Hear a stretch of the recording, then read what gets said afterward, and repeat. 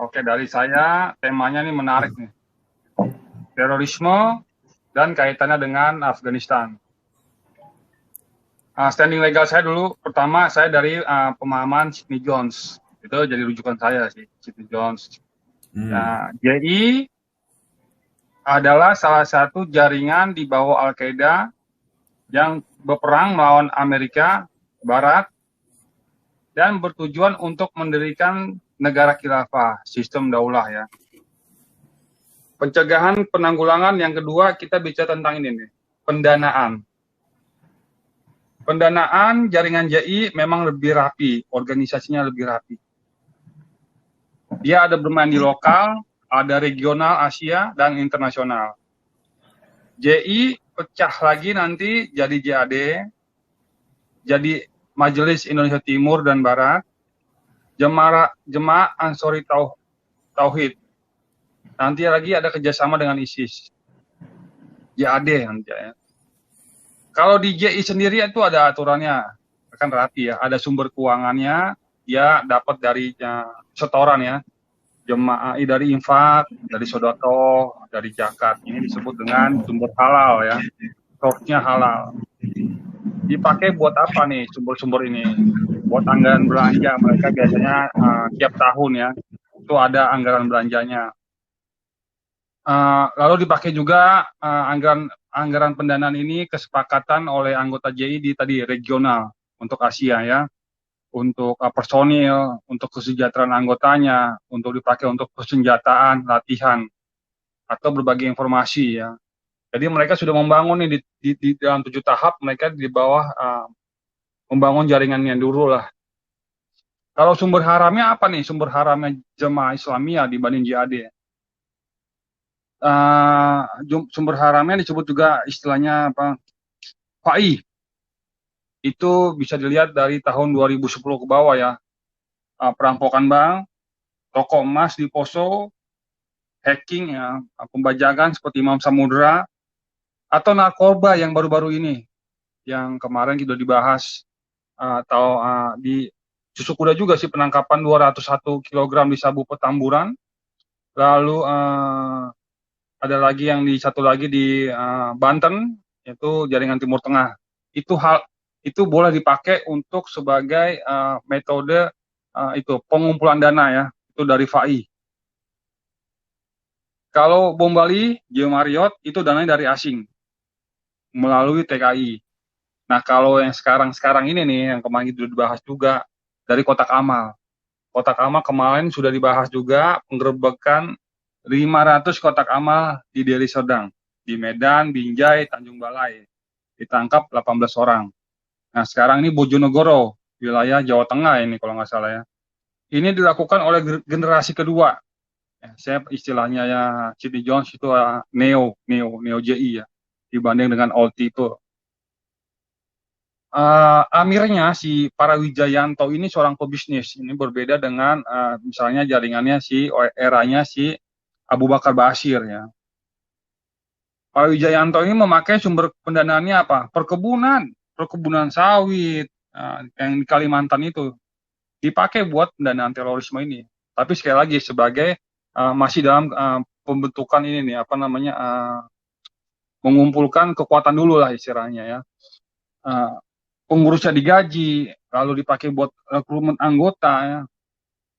Dia ini ada kan polanya terbuka dan tertutup, ada Tanjim Siri, Tanjim Jahri ya, atau kombinasi di antara dua kelompok ini. Parawijayanto juga memakai pola tertutupnya apa? Bantuan kemanusiaan, lalu ada krisis center, lalu ada santunan pendidikan. Walaupun saya tidak bisa membuktikan secara empiris, Sandiaga Uno kemarin masih ada memberikan bantuan 10.000 anak yatim. Lalu mereka juga ada di jaringan masjid, sekolah, jaringan di masyarakat umum, di buruh Islam, grup pembisnis, grup logistik. Ya. Mereka masuk ke sana. Apakah dana itu dipakai untuk sebagai tadi yang saya bilang tadi mengumpulkan kekuatan? Terus Nanti kalau teman-teman dari Densus mungkin bisa, tapi nggak mungkin juga kode etik ya Densus ya. Lalu pola lamanya antara misalnya Abah Badadi dari sumber minyak, ah, siapa tadi Osama pengusaha, Hambali, Julkarnain. Kalau Neo J ini kan tadi ya para Wijayanto ini pembisnis dia. Dia sudah mengirimkan sinyalemen anggota ke Afghanistan nih tadi ya, ke Afghanistan. Sudah ada link dong. Para Wijayanto ini dikenal dengan istilah Aji Pangestu. Abu Askari ya sudah ditangkap dia tahun 2008 sampai 2019. Dia udah punya link di Afghanistan, udah punya link di Suriah, udah punya link di Palestina, udah punya link di Jordania. 2013 sampai 2018 sudah terbentuk sel-selnya. Nah, nanti sudah dipersiapkan. Lalu pertanyaan terbesarnya adalah tujuan mereka apa sehingga digagalkan oleh Densus 88 tadi dari awal. Sistem daulah, sistem negara Islam, negara Islam. Tadi saya mau bilang apa tadi ya? Keterkaitan antara terorisme Indonesia dengan Afghanistan. Saya setuju dengan Pak Susu Bidadari, ada linknya. Waktu zaman sebelum kudeta yang dilakukan yang perebutan wilayah sekarang ini, orang-orang Afghanistan yang linknya si para Wijayanto ini mendapat dana itu dari opium, bisnis opium. Mereka ada bisnis opium, pengawalan, persenjataan, 60 triliun dananya. Itu masuk ke para Wijayanto yang di Asia Indonesia ya, bukan ASEAN ya.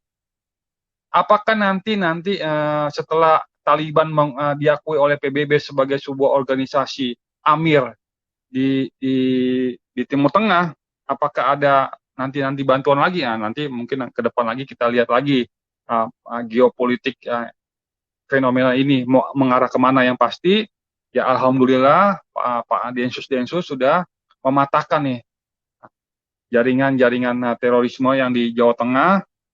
Nanti ada juga di Jawa Timur ya, Jawa Timur itu.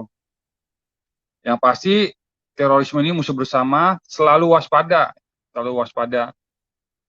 Pengambil alihan kekuasaan Taliban di Afghanistan menjadi sumber inspirasi bagi jaringan terorisme di Indonesia. Lalu ada nada-nada satir mengatakan, oh mereka lebih moderat, jangan percaya. Betul Pak Susu Bidadari bilang, jangan percaya. Revolusi Khomeini Iran itu inspirasi untuk kudeta Soekarno loh di tahun zamannya Pak Karno. Atau misalnya kita lihat tahun 1928 pemberontakan di Mesir itu dipakai Muslimin itu di Indonesia juga dipakai. Apalagi Mujahidin di Afghanistan dipakai konflik Ambon Poso. Artinya menjadi parameter ini perebutan negara kesatuan Republik Indonesia untuk jaringan terorisme di Indonesia. Maka dari itu tetap waspada, tetap sigap, dan mengikuti channel Bapak Susu Kuda untuk mengetahui update-update mematahkan kamuflase Islam dalam merekrut pendanaan. Itu dulu dari saya, nanti lanjut lagi mungkin berkembang. Terima kasih.